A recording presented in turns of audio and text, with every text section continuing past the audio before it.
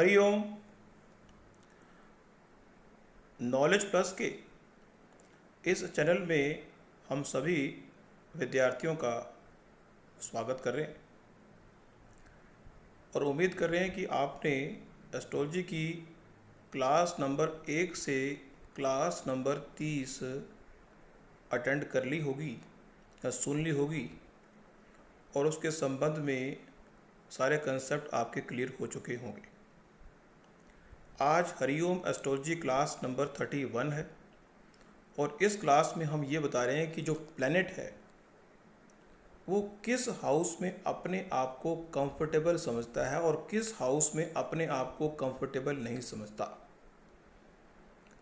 Comfortable शब्द को आसानी से समझ आ सकता है इसलिए यूज़ किया। एस्ट्रोलॉजी की अलग अलग क्लासेस में हम टेक्निकल पॉइंट ऑफ व्यू से एस्ट्रोलॉजी नहीं सिखा रहे, हम सिंपल शब्दों में एस्ट्रोलॉजी समझा रहे हैं ताकि बात समझ आए।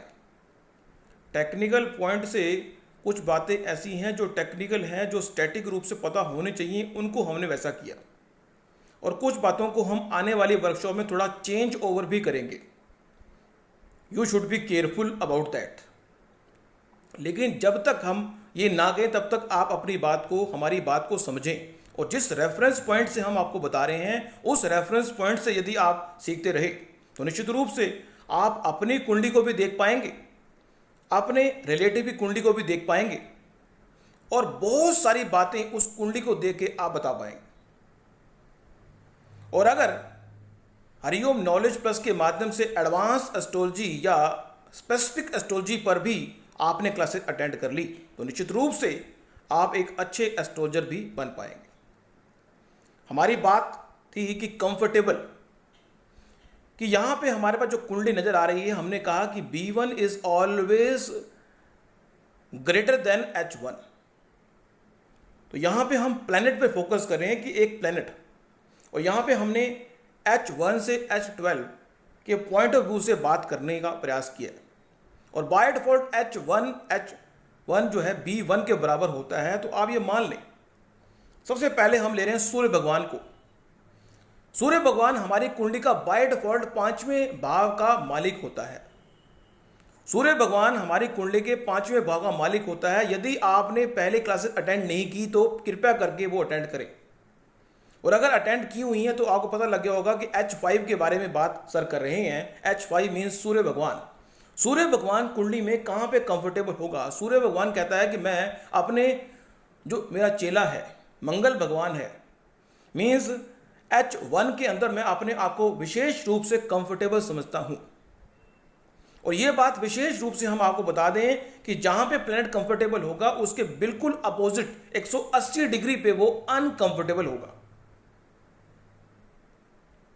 जहां पे वो कंफर्टेबल होगा, मान लो हमने सूर्य भगवान को कहा कि H5 का सूर्य भगवान मीन्स B5 का सूर्य भगवान यदि कंफर्टेबल होना चाहता है तो वो H1 में अगर जाएगा तो वो कंफर्टेबल होगा, उच्च का होगा, अपने जो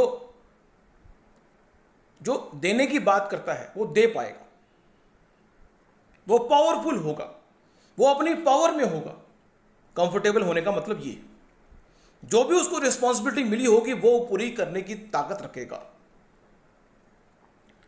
अब हम H4 की बात करते हैं। H4 है चंद्रमा, या फिर B4 की बात करें।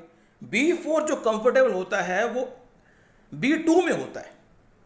चंद्रमा कहता है मैं तो शुक्र के घर में कंफर्टेबल हूं।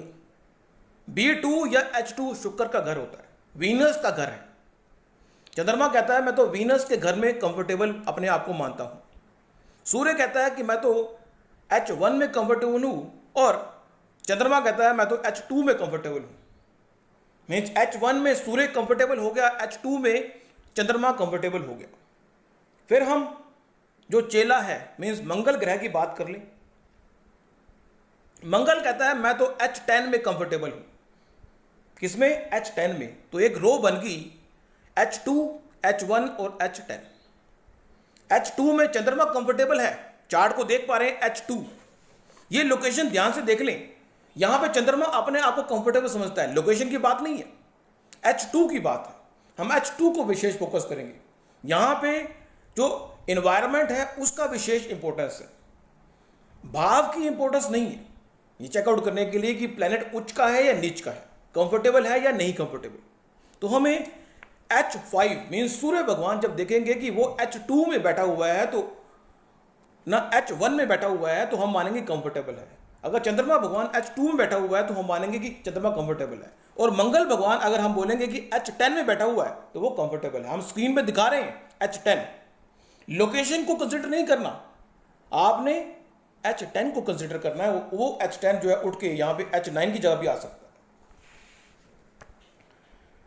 तीसरा जो प्लेनेट है वो है गुरु। गुरु जो प्लेनेट है हमारा कहता है कि मैं तो H4 में कंफर्टेबल हूं। कहां पे? H4 में। अब जो देवता कैटेगरी के प्लेनेट हैं वो कहते हैं, देवता कैटेगरी जो प्लेनेट हैं, सूर्य कहता है मैं तो जो आपकी कुंडली का एग्जीक्यूटर है वहां पे मैं कंफर्टेबल हूं H1 के रूप में। चंद्रमा कहता है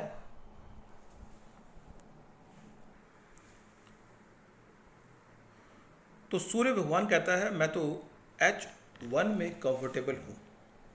चंद्रमा भगवान जी कहते हैं यहाँ के मालिक कि मैं तो यहाँ पे H2 में कंफर्टेबल हूँ।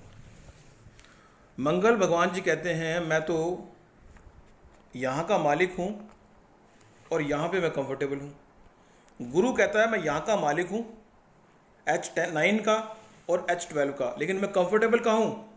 H4 में। तो इस तरह से इस टॉक में हमने जो देवता कैटेगरी के प्लेनेट हैं उनके उच्च के बारे में बताया कि वो कहाँ पे कंफर्टेबल है, प्लेनेट कहाँ पे कंफर्टेबल होता है। लेकिन एक बात इस क्लास को वाइंड अप करते हुए बता दें कि जहाँ पे प्लेनेट कंफर्टेबल है ठीक उसके 7वें घर में, मीन्स अगर सूर्य भगवान अपने आप को कह रहे हैं कि मैं लगन में या H1 में कंफर्टेबल हूँ तो इसके ठीक सामने की अगर बात करें तो वो H7 है। मीन्स सूर्य भगवान अपने आप को बिल्कुल भी कंफर्टेबल यहाँ पे नहीं समझेंगे। इसी तरह से चंद्रमा की अगर बात कर लें, चंद्रमा कहता है मैं यहाँ पे कंफर्टेबल हूँ, तो बिल्कुल 7वें भाव में अगर देखें तो यहाँ पे चंद्रमा कंफर्टेबल नहीं होगा। अगर मंगल कहता है कि मैं यहाँ पे कंफर्टेबल हूँ तो मंगल यहाँ पे कंफर्टेबल नहीं होगा।